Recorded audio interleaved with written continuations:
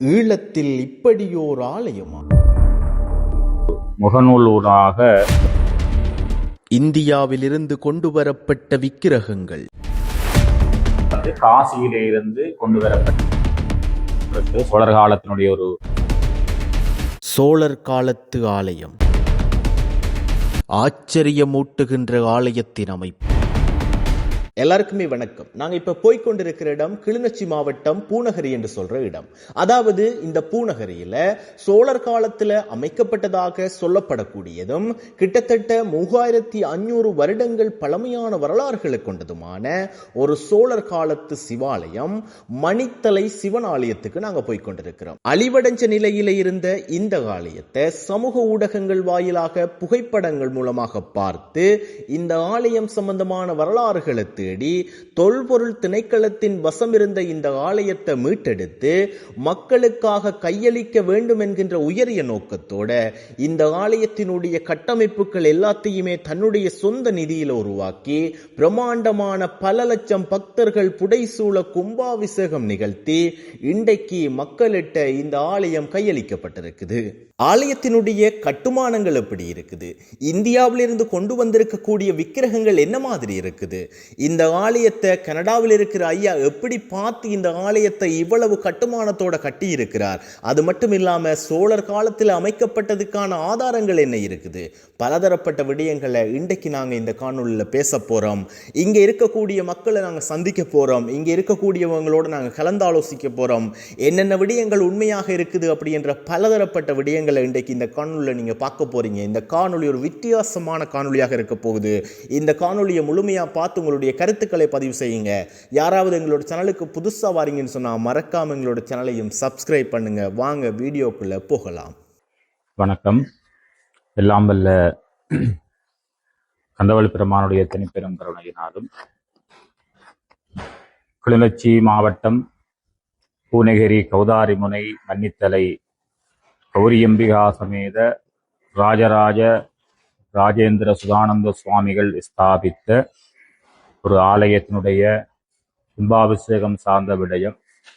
இந்த ஆலயத்திலே அமையப்பட்டிருக்கக்கூடிய விக்கிரகங்கள், இந்த ஆலயத்தினுடைய கட்டுமானங்கள் சார்ந்த விடயங்களை நாங்கள் உங்களோடு இந்த இணையதளத்திலே பகிர்ந்து கொள்வதிலே மற்ற மகிழ்ச்சி அடைகிறோம்.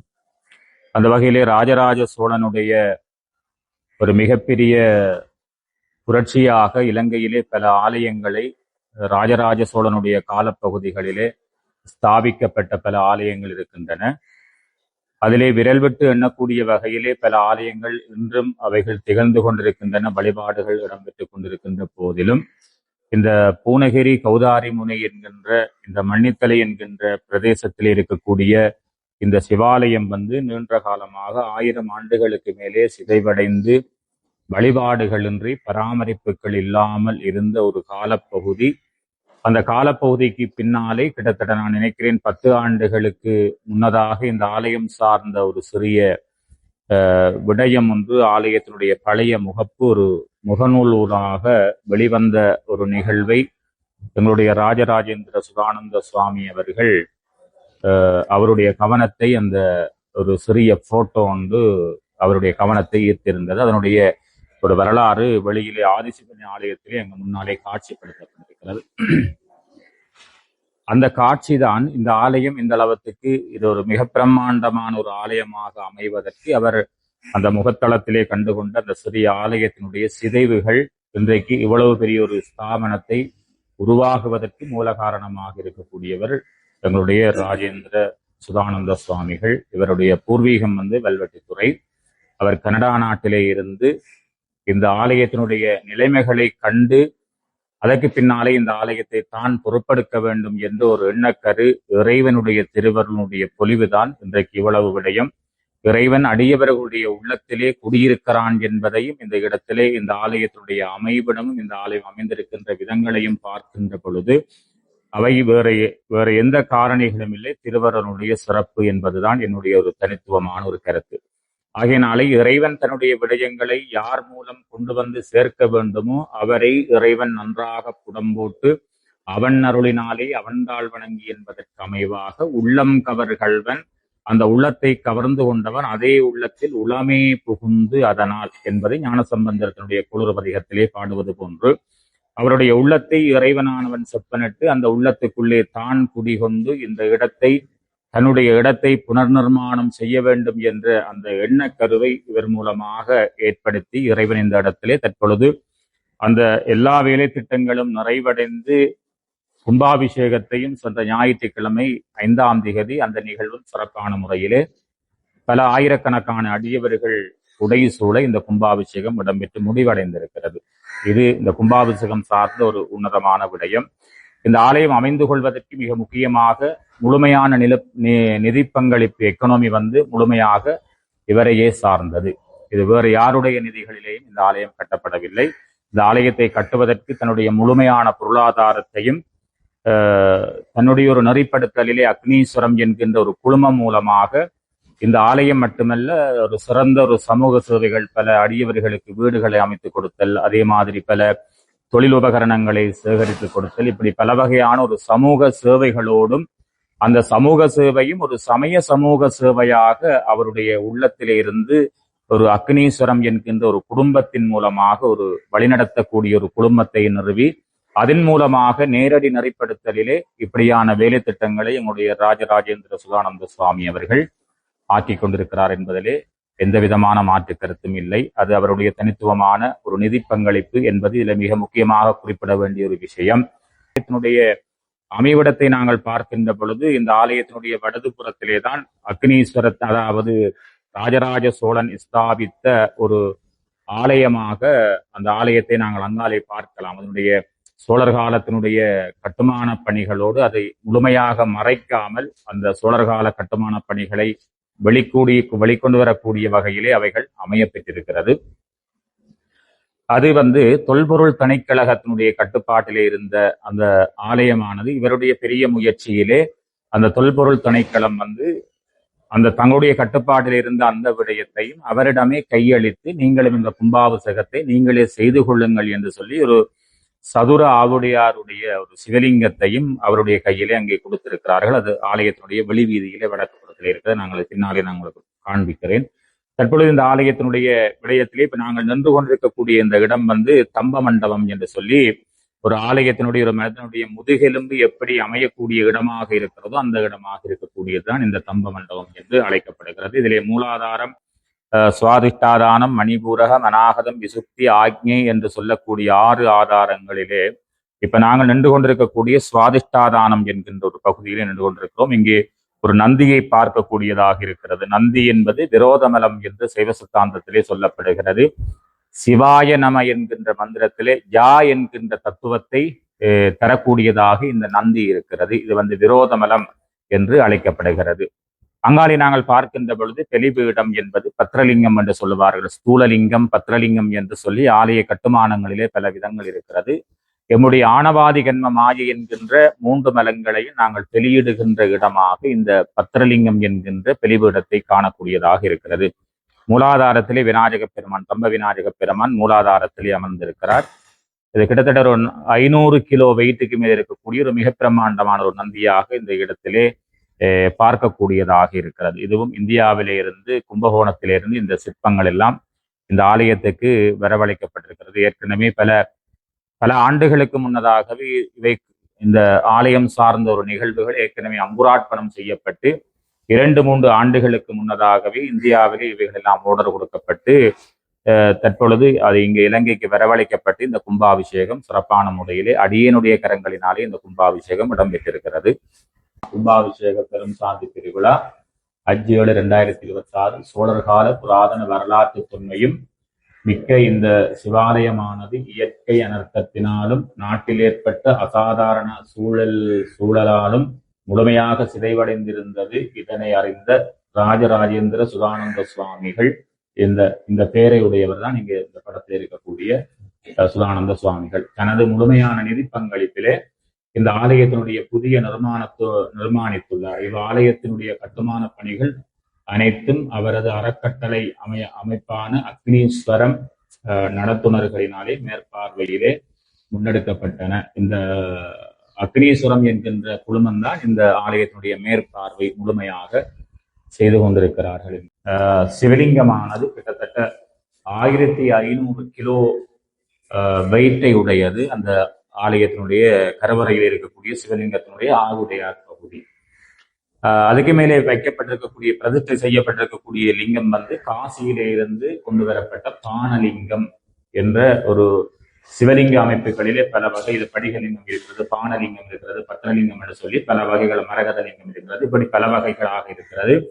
இது வந்து காசி மாநகரிலே போய் சொல்லி சேவிக்கப்பட்ட ஒரு லிங்கமாக ஒரு கோளை வடிவத்திலே இந்த முட்டை எப்படி வடிவத்தை உடையதோ அதே வடிவமைப்பிலே இந்த பானலிங்கம் அமையப்பட்டிருக்கிறது. இது வந்து அண்ட பகுதிக்குள் உண்டை பிறக்கம் என்கின்ற மணிவாசகருடைய ஒரு தத்துவத்தையும் இந்த இடத்திலே அந்த லிங்கத்தின் மூலமாக நாங்கள் காணக்கூடியதாக இருக்கிறது. அது இங்கே பிரதிஷ்டை செய்யப்பட்டிருக்கிறது. அந்த லிங்கம் வந்து பானலிங்கமாக அமையப்பட்டிருக்கிறது. இங்கே ஸ்நவன மண்டபத்திலே இருக்கக்கூடிய நடராயருடைய சபையை பார்க்கக்கூடியதாக இருக்கிறது. இந்த நடராயருடைய சபையிலே இந்த இருக்கக்கூடிய இந்த திருவாசி வந்து சோழர் காலத்து ஒரு மரபை சார்ந்ததாக அமைக்கப்பட்டிருக்கிறது. என்று கேட்டால் சோழர் காலத்தோடு சம்பந்தமுடைய ஒரு ஆலயமாக இருக்கின்றமையினாலே இந்த திருவாசியும் வந்து சோழர் காலத்துக்குரிய ஒரு வடிவமைப்பிலே இருக்கப்படுகிறது. பஞ்சபூதங்களினுடைய ஒரு வடிவத்தையும் பிரபஞ்சத்தினுடைய இயங்க நிலை சக்தியாகவும் இறைவனுடைய திருவடிவத்தை நாங்கள் காணக்கூடியதாக இருக்கிறது.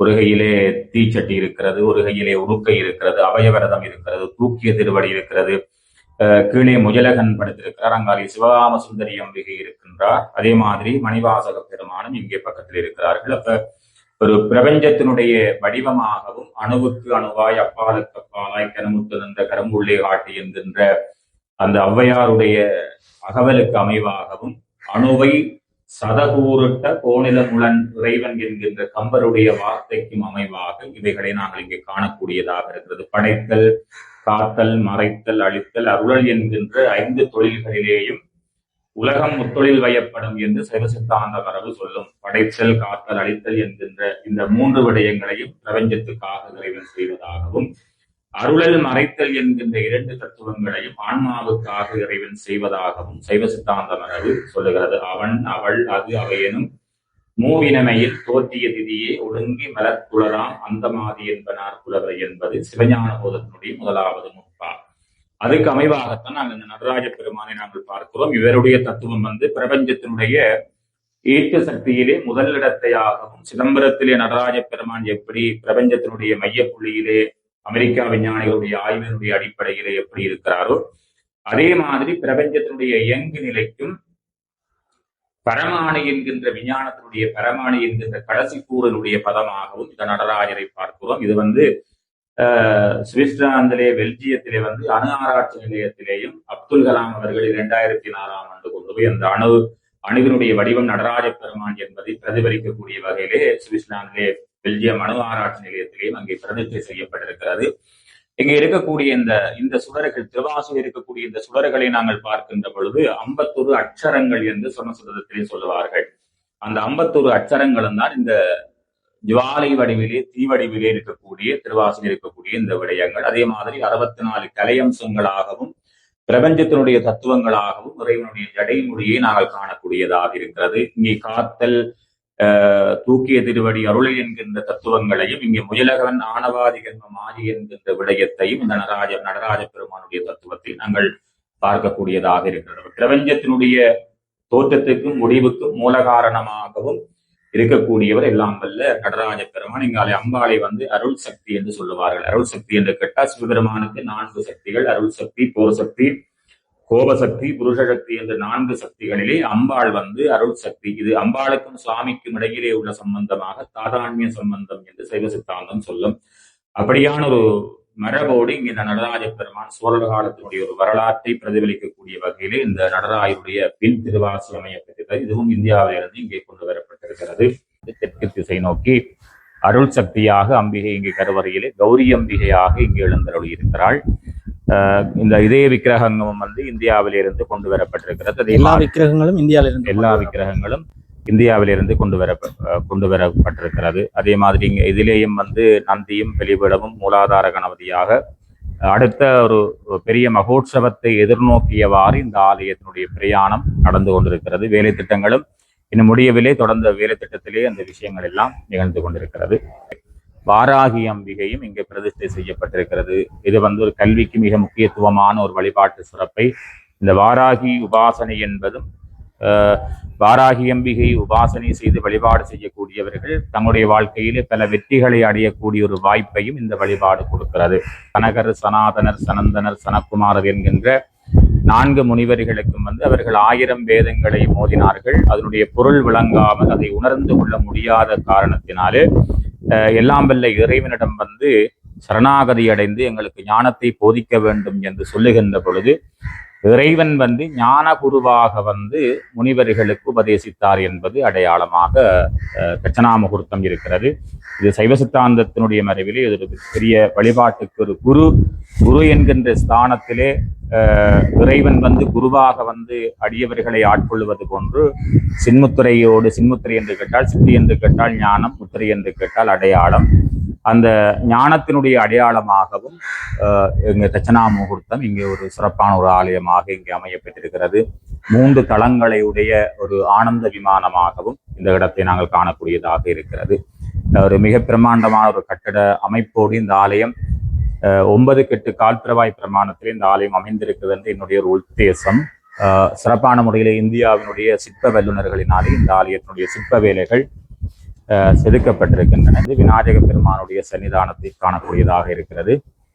எல்லா வழிபாடுகளுக்கும் நம்முடைய சமயத்தை பொறுத்தவரையில் எல்லா வழிபாடுகளுக்கும் முதல் வழிபாடாக இருக்கக்கூடியவர் விநாயகனே வெப்பினையை வேறறுக்க வல்லான் என்பதற்கமைய வினைகளை களையக்கூடிய ஞான கடவுளாகவும் விநாயக பெருமான் இந்த இடத்திலே இங்கே விநாயகருடைய பரிவார மூர்த்தியாக அமையப்பட்டிருக்கிறது. இந்த விக்கிரகங்கள் இந்தியாவிலிருந்து கொண்டு வரப்பட்டிருக்கின்றன.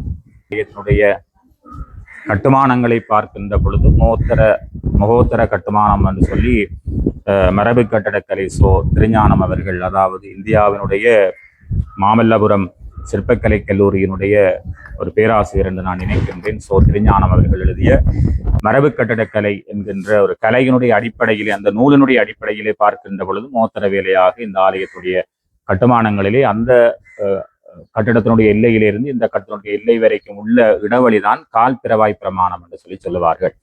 ஒரு ஆலயம் அமைகின்ற பொழுது அந்த கால்பிரவாய் பிரமாணத்துக்கு அமைவாகத்தான் ஆலயத்தினுடைய கொடிமரமாகட்டும், ஆலயத்தினுடைய ராஜகோபுரமாகட்டும், அல்லது ஆலயத்தினுடைய வீதிகளுடைய பங்குமானங்களை பிரிப்பதாக இருந்தாலும் அந்த கால்பிரவாய் பிரமாணத்தை வைத்து அந்த கால்பிரவாய் பிரமாணத்துக்கு அமையத்தான் ஆலயத்தினுடைய எல்லா விடயங்களும் அமைந்து கொள்ளும். கொடிமரம் அதே மாதிரி பரிவார மூர்த்திகளும் அந்த கால்பிரவாய் பிரமாணத்துக்காக அதனுடைய அடிப்படையில தான் அமைந்திருக்கிறது.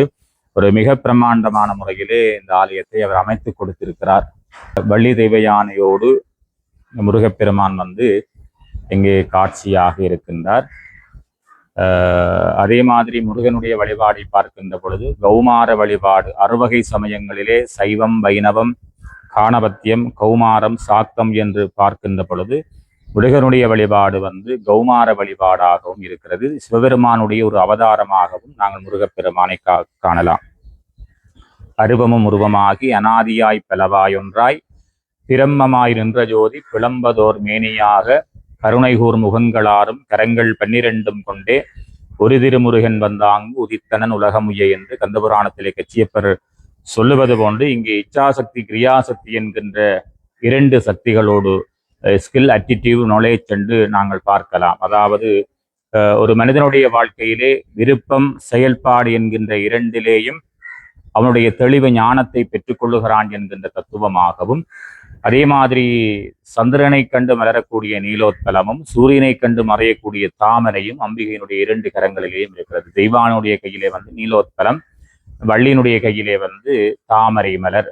தேவலோகத்திலே ஐராவதம் என்னும் பட்டத்து யானை மூலமாக இந்திரனால வளைக்கப்பட்ட தெய்வ யானையும், பூவுலகத்திலே நம்பிராயனுக்கு மகளாக மான் வயிற்றிலே பிறந்து நம்பிராயனாலே வளர்க்கப்பட்ட வள்ளிநாயகியாகவும், அந்த 2ம் இச்சாசக்தி, கிரியாசக்தி தத்துவமாகவும், இச்சை என்று சொன்னால் விருப்பம், கிரியை என்று சொன்னால் செயற்பாடு. ஒரு மனிதனுடைய வாழ்க்கையிலே இவைகள் 2ம் ஒரு நிகழ்வை ஆற்ற வேண்டும் என்று கேட்டால் அந்த நிகழ்விலே மிக முக்கியமாக விருப்பம் இருக்க வேண்டும் என்கின்ற தத்துவமாக நாங்கள் அது தத்துவார்த்த ரீதியாக பார்க்கக்கூடியதாக இருக்கிறது.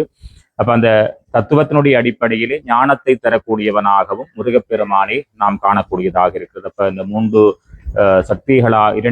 சக்திகள் இச்சாசக்தி, கிரியாசக்தி, ஞானாசக்தி சுரூபமாக முருகப்பெருமானுடைய சன்னிதானமும் இங்கே அமையப்பெற்றிருக்கிறது. அட்டவித்தியேஸ்வரிலே வாமாசக்தி, ஏஷ்டாசக்தி, ரவுத்ரி, காளி, கலபிகர்ணி, பலபிகர்ணி, பலப்பிரபதன்னி என்று சொல்லி 9 சக்தி ரூபங்களிலே வந்து ஏஷ்டாதேவி 2வது நிலையை அம்பிகனுடைய வழிபாட்டிலே பெற்றுக் கொள்ளுகிறாள். அந்த ஏஷ்டாதேவி இங்கே ஒரு பிரதிஷ்டை செய்யப்பட்டு அடியவருடைய வழிபாட்டுக்காக இந்த ஆலயத்திலே வாயு மூலையிலே இங்கே பிரதிஷ்டை செய்யப்பட்டிருக்கிறது. தொடர்ந்து இங்கே நாங்கள் பார்க்கின்ற பொழுது சனீஸ்வரனுடைய ஆலயம் இங்கே தனித்துவமாக அமையப்பட்டிருக்கிறது. திருநள்ளாறிலே சனீஸ்வரருடைய ஆலயத்துடைய வழிபாட்டு சிறப்புகள் எப்படி இருக்கிறதோ அதே மாதிரி இங்கே இந்த விக்கிரகம் வந்து இந்தியாவிலிருந்தே கொண்டு வரப்பட்ட ஒரு நல்ல சிற்பக்கலை நயக்கூடிய விக்கிரகங்களாக ஒவ்வொரு விக்கிரகங்களையும் விக்கிரகங்களை நாங்கள் பார்க்கின்ற பொழுது அந்த விக்கிரகத்தை பார்த்து ஆசைப்படக்கூடிய வகையில் ஒவ்வொரு விக்கிரகங்களும் அமைகின்ற பொழுது அந்த படம் எம்முடைய மனதிலே படிந்து கொண்டால்தான் அதனுடைய சிறப்பும் அந்த வழிபாட்டு சிறப்பும் நமக்கு ஒரு மிகுந்த பலனை தரக்கூடியதாக இருக்கும். அதே மாதிரி இந்த விக்கிரகம் வந்து இந்தியாவிலிருந்து கொண்டு வரப்பட்டிருக்கிறது. ஆலயத்தினுடைய கட்டுமானங்கள் இலங்கை இந்திய சிற்ப வல்லுநர்கள் இணைந்து ஒரு சிறந்த ஒரு ஆலயமாகவும் இங்கே அமைத்து தந்திருக்கிறார்கள். சண்டேஸ்வர நாயனாருடைய சன்னிதானமும் இங்கே அமையப்பட்டிருக்கிறது. இவருடைய அவதாரம் வந்து திருச்செஞ்சனூர் மன்னியாற்றங்களில் அவதாரம் செய்து இறைவனை வழிபாடு செய்து முக்தி அடைந்து நாயன்மார் பதவியை பெற்றுக் கொண்டவர் சண்டேஸ்வர பெருமான். இது திருவிளையாடல் புராணத்திலே நாம் காணலாம். அதே மாதிரி அம்பியருடைய தூவிகளும் வந்து துவிதளமாக 2 தள ஆனந்த விமானங்களாக அமையப்பட்டிருக்கிறது. அதே மாதிரி நடராஜ பெருமானுடைய சபையும் இங்கே கோல்டு வர்ணங்களினாலே வர்ணிக்கப்பட்டிருக்கிறது. சிறந்த ஒரு சிற்ப வேலை திட்டங்களோடு இந்த ஆலயத்தை நாங்கள் காணக்கூடியதாக இருக்கிறது. அதே மாதிரி நவக்கிரகத்தினுடைய வேலை திட்டங்களும் நிறைவு பெறுகின்ற தருவாயிலே இருந்து கொண்டிருக்க வசந்த மண்டபம் அதுவும் ஒரு சிறப்பான முறையிலே ஒரு கலைநயப்போடு நாங்கள் காணக்கூடியதாக இருக்கிறது. அதுவும் எழுந்தருளிக்குரிய திருவாசியம் வந்து அது சோழர் காலத்துக்குரியதாக அமைக்கப்பட்டிருக்கிறது. அது பின்னாலே சாத்துப்படி எங்களுக்கு மறைச்சு கொண்டிருக்கு. சோழர் காலத்தினுடைய ஒரு மரபு சார்ந்த விடயங்களாக சில விடயங்கள் இங்கே காட்சிப்படுத்தப்பட்டிருக்கிறது. இதுவும் இந்தியாவில் இருந்து கொண்டு வரப்பட்ட விக்கிரகங்களாக அங்கே நந்தியின் மேலே இருந்தெழுதிருக்கக்கூடிய சுவாமி வந்து பிரதோஷ காலங்களிலே வழிபடக்கூடிய வீதி விளம்பரக்கூடிய ஒரு விக்கிரகமாகவும் அங்கே காட்சியாக இருக்கிறது. வைரவ பெருமானுடைய சன்னிதானத்திலேயும் ஆக்கும் சக்தி, காக்கும் சக்தி, அழிக்கும் சக்தி என்று சொல்லி 3 சூல அமைப்பு வடிவிலேயும் நடுவிலேயே வைரவருடைய ஒரு சின்ன சிலையும் அங்கே வைக்கப்படுகிறது. நியூட்ரான், எலக்ட்ரான் என்று நாங்கள் சயின்ஸிலே படிப்பது போன்று அதேபடிய அமைப்போடு அந்த மரபை நாங்கள் பார்க்கிறோம். வானலாக உயர்ந்திருக்கக்கூடிய மணியும் வந்து இந்தியாவிலிருந்து கொண்டு வரக்கூடிய ஒரு ரேசர் மணியாக ஒரு காலத்து விட்டு அடித்த உடனே அது தொடர்ந்து குறிப்பிட்ட நேரம் தொடர்ந்து ஒரு நல்ல வெண்கல ஓசையை தரக்கூடிய ஒரு நல்ல மணியாகவும் இந்த ஆலயத்தில் இந்த மணியினுடைய அமைப்பு அமையப்பட்டிருக்கிறது. தற்பொழுது நாங்கள் இந்த ஆலயத்தினுடைய சோழர்கால ஒரு கட்டுமானத்தோடு ஆதிலிங்கேஸ்வர பெருமானை நோக்கியதாக நாங்கள் இங்கே அது சார்ந்த விடயங்களை நாங்கள் இங்கே சிந்திக்க இருக்கிறோம். ஆலயத்தினுடைய ஆதிலிங்கேஸ்வர பெருமானுடைய சன்னிதானத்தில் நின்று கொண்டிருக்கின்றோம். இவைகள்லாம் சோழர் காலத்திலே ஸ்தாபிக்கப்பட்ட ஒரு ஆலயமாகவும் இந்த ஆலயத்தினுடைய கட்டுமானங்கள் நாங்கள் முழுமையாக மூடி மறைக்காமல் சோழர் காலத்தினுடைய விடயங்களை பிரதிபலிக்கக்கூடிய வகையிலே இந்த ஆலயத்தினுடைய கட்டுமானங்கள் மிகுதியான கட்டுமானங்கள் இடம்பெற்றிருக்கிறது. இங்கே உள்ளே பிரதிஷ்டை செய்யப்பட்டிருக்கக்கூடிய சிவலிங்கம் வந்து எங்களுடைய தொல்பொருள் திணைக்களம் எங்களுக்கு சுதானந்த சுவாமிகளிடம் அந்த லிங்கத்தையும் கொடுத்து நீங்களே இதுக்குரிய கும்பாபிஷேகத்தையும் செய்து கொள்ளுங்கள் என்று சொல்லி முழுமையான அனுமதியையும் கொடுத்து இந்த லிங்கத்தையும் அவர்கள் கொடுத்திருக்கிறார்கள். அதுவும் இங்கே உங்களுக்கு இருக்கக்கூடிய லிங்கம் வந்து சதுர ஆவுடையார் என்று சொல்லி சொல்லக்கூடிய வகையிலே சோழர் காலத்திலே பிரதிஷ்டை செய்யப்பட்டிருக்கக்கூடிய ஒரு லிங்கமாக இந்த சிவலிங்கம் வந்து சோழர் காலத்துல இருக்கப்பட்ட சிவலிங்கமா இல்ல என்ன மாதிரி? இல்ல சிவலிங்கம் வந்து பிற்காலத்திலே இப்ப தொல்பொருள் திணைக்களகத்தினாலே கொடுக்கப்பட்டது. ஆனால் இதுக்குள்ளே இருந்த லிங்கம் அங்கே இருக்கின்ற இதுவரைக்கும் கண்டுபிடிக்கப்படவில்லை. ஆனால் இந்த கட்டிடங்கள் வந்து சோழர் காலத்தில் இருந்த கட்டிடங்களாக அதை பிரதிபலிக்கக்கூடிய வகையிலே தான் அதனுடைய பின் சுவர்களாகட்டும் சரி, மேலே இருக்கக்கூடிய சில கட்டிடங்களாகட்டும் சரி, அவைகள் எல்லாம் அந்த காலத்திலே கட்டப்பட்டவை. அப்படியே அதை பிரதிபலிக்கக்கூடிய வகையிலே அவைகளை நாங்கள் மற்றவர்களுக்கு வழங்கக்கூடிய வகையில் இருக்க வேண்டும் என்பதற்காக அந்த கட்டுமானத்தோடு சிறு சிறு திருத்த வேலைகளோடு அவைகள் அமையப்பட்டிருக்கின்றன. அதே மாதிரி அந்த சோழர் காலத்திலே கண்டுபிடிக்கப்பட்ட விடயங்களை நாங்கள் அங்கே பார்க்கக்கூடியதாக இருக்கிறது. இவைகள்லாம் எங்களுக்கு எச்சமாக கிடைந்த விடயங்களாக நாங்கள் அதை பார்த்து கொள்ளலாம். இந்த விடயங்கள்தான் அவருடைய ராஜராஜேந்திர சுதானந்த சுவாமிகளுடைய கவனத்திலே இருந்த விடயமாகத்தான் இந்த கட்டுமானத்தை பார்க்கலாம். இந்த ஒரு கட்டுமானம் தான் இன்றைக்கு இங்கே இருக்கக்கூடிய மிகப்பெரிய பிரம்மாண்டமான ஒரு ஆலயம் அமைவதற்கு வந்து ஒரு முகப்புத்தகத்திலே அவர் கண்டுகொண்ட இந்த காட்சிகள்லாம் இன்றைக்கு அவர் இந்த இடத்திலே வந்து இந்த ஆலயத்தை முழுமையாக அமைத்து கொடுப்பதற்கு ஏதுவாக இருந்து சிதைவடைந்த இந்த பகுதியை பார்க்கலாம். மன்னித்தலை சிவன் கோவில் என்று இங்கே விடப்பட்டிருக்கிறது. புனர்நிர்மாண பணிக்கு முன்னரான ஒரு விடயமாக இந்த ஆலயத்தை காணலாம். அந்த வகையில் இந்த விடயங்களை இவ்வளவு நேரமும் இங்கே பதிவேற்றம் செய்து கொண்டிருக்கக்கூடிய சாரு அவர்களுக்கும் எல்லாம் வல்ல மன்னித்தலை சிவனுடைய பரிபூர்ணமான திருவருள் கிடைக்க வேண்டும் என்று பிரார்த்தித்து, அதே மாதிரி இந்த கட்டுமானங்கள், இந்த ஆலயம் சார்ந்த எல்லா விடயங்களும் சோழர் காலத்துக்குரியது என்பதை உறுதிப்படுத்தி தொல்பொருள் திணைக்களம் தந்திருக்கக்கூடிய எவிடன்ஸோடு நம்முடைய சமயத்தினுடைய விழுமியங்களையும் சமயத்தினுடைய தொன்மைகளையும் பாதுகாக்க வேண்டிய ஒரு மிகப்பெரிய பொறுப்பிலே நம்முடைய சைவ மக்கள் இருக்க வேண்டும். இந்த இணையத்திலே பார்த்து கொண்டிருக்கக்கூடிய எல்லா சைவ அன்பர்களும் நீங்களும் வந்து ஒரு முறை இந்த ஆலயம் அமைந்திருக்கின்ற இடம் சோழர் காலத்துக்குரிய இடம் கௌதாரி முனையிலே இருக்கிறது என்பதை பல பேருக்கு இன்னும் தெரியாமல் கூட இருக்கலாம். ஆனால் அதையும் தெரிந்து கொண்டு நம்முடைய தொன்மைகளை பாதுகாக்க வேண்டிய பொறுப்பு இலங்கையில் இருக்கக்கூடிய ஒவ்வொரு சைவ மக்களுக்கும் இருக்கிறது.